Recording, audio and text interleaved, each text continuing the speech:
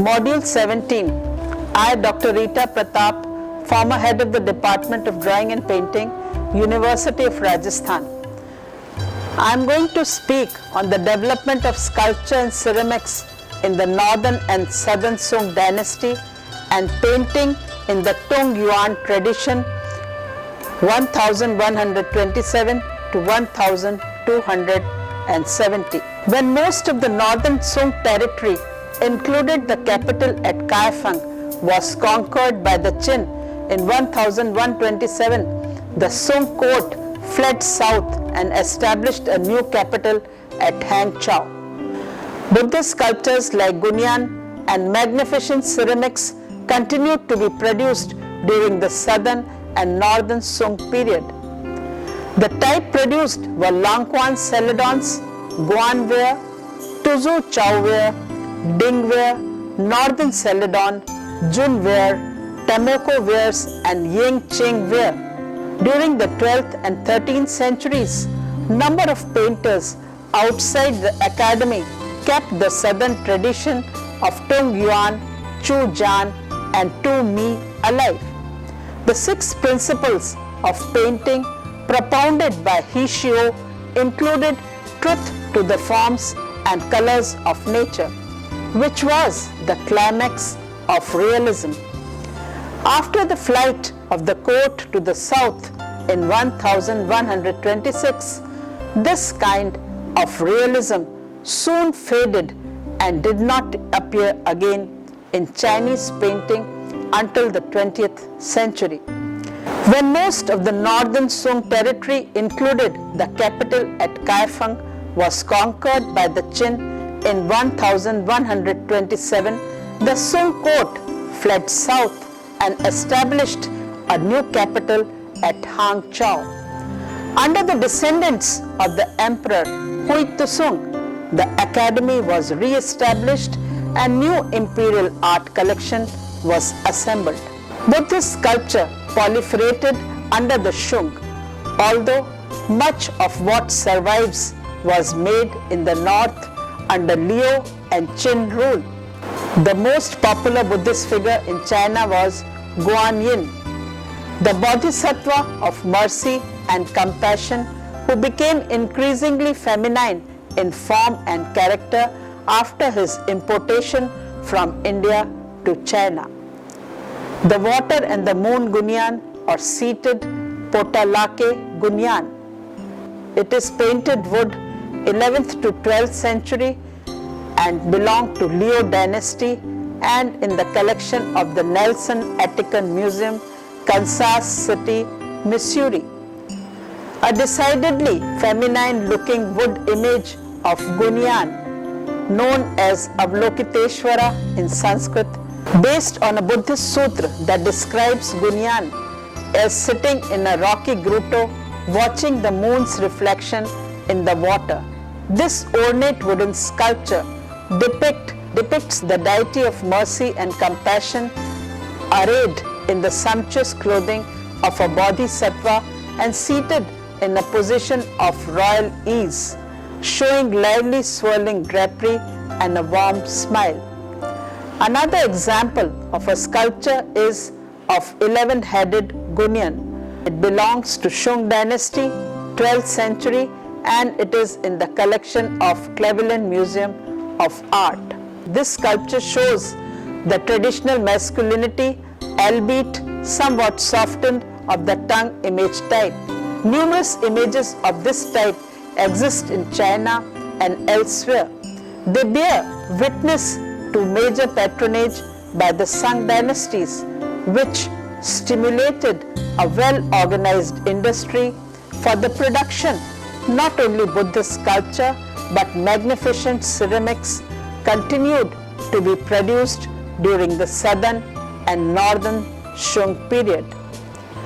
Chinese ceramic of this period are probably the classic expression of ceramic art not only in China but in all the world. By classic, it is meant that Sung ceramics achieved an unsurpassed integration of shape, glaze and decoration. And Shung potters acquired a superlative command of potting and firing techniques and glaze making. The shapes of the Sung wares are mostly extremely simple. They tend to be subtle and suavely flowing, in contrast to the robust swelling, shapely angled form of the Tang dynasty and earlier. In South, the ubiquitous ware was grey-bodied and glazed either pale blue-white or more often green, ranging from olive to blue-green. Long-corn celadons with their elegant forms and thick, lustrous glazes and Guan ware, characterized by its induced crackle pattern, were amongst the most impressive of these tastefully understated ceramics. Both Longquan celadon and to an even greater extent Guan ware reflect the Chinese ceramist's desire to emulate the sensuous look and feel of jade. An exquisite example is of a vase. Belongs to Southern Shung dynasty, Longquan celadon, porcelain stoneware, and it is in the Freire Gallery of Art, Smithsonian Institution, Washington, D.C. Although Longquan celadons are characterized by their lustrous jade-like glazes and are typically devoid of crackle, the potter who made this beautiful blue-green vase decided to experiment with the controlled use of crackle. Perfectly proportioned fish-shaped handles complement the simple, undecorated surface of the vase. Tuzu Chow ware, being a utility ware, shape and decoration often tended to be rough and robust. Tuzu Chow pillows were made in great abundance, many decorated with naturalistic and freely painted designs. Neeping vase shows a vase intended to hold plum blossoms. Its rich, slightly creamy white color is produced by the slip over the buff body, which is just visible at the base of the pot. Pillow. This Tuzu Chow stoneware belongs to Shung dynasty and is at present in the St. Louis Art Museum. The bird on a branch looking at an insect gives a very good idea of the freedom with which the artist used his brush and of the influence that must have filtered down to him from contemporary painters. Another type of Tuzu Chow decoration is achieved by incising or carving or by combination of these. Wine pot or teapot. It is a Tuzu Chow stoneware with carved decoration. It belongs to Shung dynasty and is in the Cleveland Museum of Art. Wine pot or teapot with a floral design created by carving away the thick white slip down to the puff body in the background areas. The whole is then covered with transparent glaze. The result is a two-color design with a powerful sculptural quality somewhat related to the designs on Tang and early Shung silver work. An even more complex feat of incising and inlaying creates a design on a large vase considered by many to be one of the greatest Tuzu Chow vases in the world. An example is a vase, Tuzu Chow stoneware with incised decoration, belongs to Shung dynasty and at present in the Cleveland Museum of Art. Tuzu Chow vase, whose shape continues the style of the Tang dynasty with sharply differentiated spreading lip, long neck, prominent shoulders and sharply cut high foot. Here the combination of brown slips and needle point incision inlaid with white slip produces a type of decoration clearly under the influence of metalwork, particularly of incised silver. Dingware. Of the porcelains made in the north, the most important was the ware called ding, after the type site near Ding Chao in Hebei province in northeast China. Dingware porcelain creamy white body is covered with a transparent, almost colorless glaze that occasionally runs down towards the foot, forming thick straw-colored drops called stains by Chinese connoisseurs. The bowl, Ding porcelain with incised design of ducks swimming amid waves and water reeds. It belongs to China, Shung dynasty, and is at present in the Museum of Fine Arts, Boston. The bowl illustrated is the finest known example of the common Ding decorated motif of ducks swimming amid water reeds and waves. The design is incised in white paste of porcelain, the waves indicated by comb marks. Northern Celadon, also called Yao Chao ware, after a major Klin site north of Hexian, formerly Chang'an, Shaanxi, China. It is a grey-colored bodied porcelain stoneware, usually with a rather brilliant sea green or olive green glaze over designs that are bold and vigorous rather than delicate.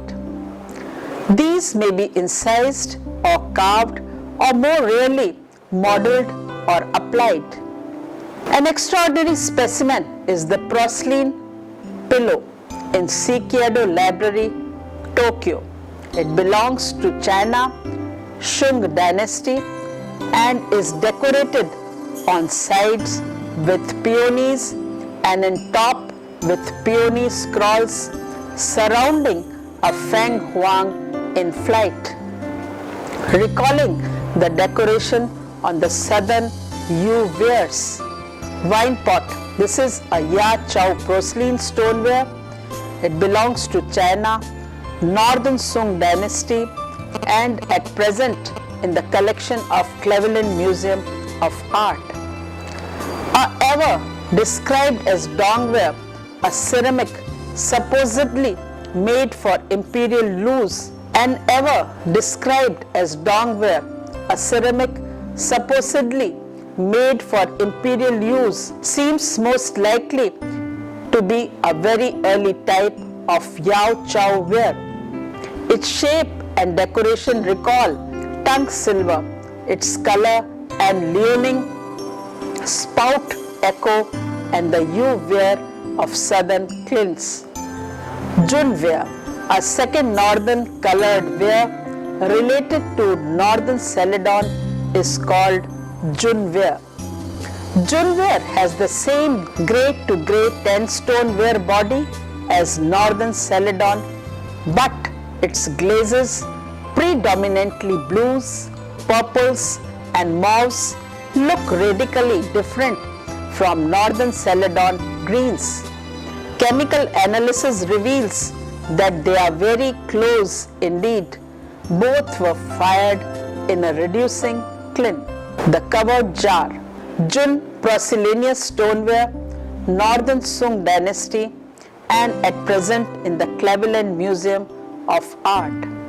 The covered jar is one of the rare vessels whose cover has been preserved. It illustrates the desiderata of the Jun glaze, opacity, milky texture, and color ranging from soft powdery blue to deep purple, with occasional flushes or splashes of mauve and more rarely green, created by adding a bit of copper oxide to the glaze and brushing or splashing in onto the vessel's body. Bulb planter. It's a Jun porcelain stoneware, belongs to China, Northern Sung dynasty, and at present in the Cleveland Museum of Art. This bulb planter shows a brilliant glassy glaze in brighter hues of reddish and purplish as well as powdery blue, and its shape reflects metal prototypes and were used as flower containers. Its foilate rim and 3 scroll legs recall silver shapes of the late Tang and early Shung dynasties. Timoku wares. A quite different ware of humble origin was equally specialized and functionally successful. Chin ware, named for the province of its manufacture. Fuchin is a heavy dark brown and purple bodied ceramic with a thick iron brown glaze. It was made only in tea bowls. An example is of a tea bowl, Chin porcelain stoneware, China Shung dynasty, Cleveland Museum of Art. Tea is green and needs specially for the residue a dark brown background for full aesthetic appreciation. The base of the bowl should feel quietly rough to the palm of the hand. The slip of the bowl should be shaped to prevent unseemingly dripping. All of these requirements were perfectly met by the Chin tea bowl. Yanqing ware. The pale blue-white Yanqing ware was also called Qing Pai, made in Qingyashi province near the sites of later imperial clins of the Qing Tichen. Bowl. Yingqi porcelaneous stoneware with incised floral scroll, China Shung dynasty, and in the collection of Victoria and Albert Museum, London. The delicately incised floral and figural designs on Yingqing made for Chinese use recall those of Dingware, but the paper-thin walls of these household vessels lend added delicacy to the Yingqing decoration. The Tung Yuan tradition in the Southern Sung dynasty, 1127 to 1279. Painters at the Hangzhou Academy also carried on the officially favored style of Li Tang. Meanwhile, during the 12th and 13th centuries, number of painters outside the academy kept the southern landscape tradition of Tung Yuan, Chu Jian, and Tu Mi alive. One of them was Chiang Tisan, whose one known landscape hand scroll, of which there are versions in Peking and Kansas City, Missouri, shows a masterly development of the relaxed Chu Jian manner. The painters of some of the greatest of these southern landscapes are not known chiefly because they were not in favor at the court. The hand scroll, Clear Weather in the Valley, in the Museum of Fine Arts, Boston, probably 12th century, has been attributed to Tung Yuan by no less an authority than the great Ming critic Tung Chi Chiang. Yet the technique is too advanced, the sense of depth too subtle for what is known as Tung Yuan style and period. It seems probable that it was painted by some unknown southern master during the 12th century. It has been suggested that it might be the work of a northern painter who stayed behind under the chin. But this is essentially a southern scene. The rounded tree-clad hills, the moist sunlit warmth of the atmosphere, above all, the profoundly poetic, even romantic vision of the artist, so different from the austerity of Phan Quan and Li Tung, all suggest a painter working in the lower Yangtze Valley, which from now on was the main center of a landscape painting in the southern tradition. Thus, one can say without doubt that this scroll is one of the greatest masterpieces of Shung landscape painting in the Western world. Equally attractive is traveling on the Hixiao and Hixiang rivers in dream by an unknown 12th century master. The monumental piling up of the mountain masses and the continuous depth into the river valley are in the spirit of northern Shung. But the light, soft ink tones and the dream-like blurring of the contours, influenced perhaps by Mi Yu Jin, suggest the romantic manner of the southern Sung, the climax of realism and Zhang Tisi Tuan. The 6 principles of painting propounded by the 5th century theorist He Xiu included truth to the forms and colors of nature. In his day, when painters were still struggling with the elementary technical problems, truth to nature was thought to be of the first importance. And since He Xiu's time, artists had continued to strive for ever greater realism. In paintings attributed to Li Chang, Buddhist temple amid clearing mountain peaks, about 940 to 967 in the collection of William Rockhill, Nelson Gallery of Art, Kansas City. Phan Quan and Quan Tung, natural forms, trees and rock, figures and animals, farmhouses and temples, river boats and water, wheels are not drawn direct from life, but are depicted so realistically that we feel as if we were looking at the real scene. The climax of this tradition of realism may be seen in a remarkable hand scroll that illustrates preparations for the Qingming festival. It belongs to Ming Dynasty and it is in the Metropolitan Museum of Art, New York. Qingming festival is taking place along the river outside the northern capital, Kaifeng. The scroll is the work of the early 12th century scholar painter Zhang Tisi Tuan, about whom almost nothing is known. In one of the painting detail, a river boat, its mast lowered, is about to pass under bridge. All is panic and confusion. Amid shouts of warning from all sides, the boatmen are frantically trying to prevent collision with another boat coming downstream.